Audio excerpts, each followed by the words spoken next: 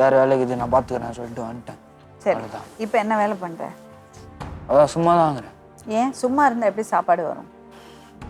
என்ன வேலை பண்ண உனக்கு பிடிக்கும்? இந்த டிஜே போட்டால் பிடிக்கும். ம் டிஜே.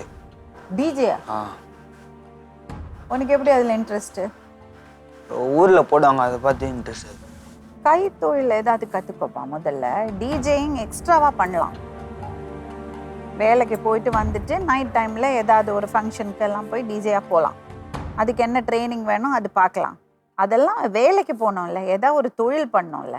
திருப்பூரில் பொறுத்த வரைக்கும் இந்த சட்டை அயன் பண்ணுறது, பனியன் பேக் பண்ணுறது, இந்த ஊசி கொத்துறது எல்லாம் இந்த பட்டன் அடிக்கிறது எல்லாமே திருப்பூரில் எல்லாமே. அங்கே போய் வேலை சரியா? அங்கே தான் இருக்கிறேன். அங்கே தான் இருக்கியா? நீங்கள் எங்கே இருக்கீங்க?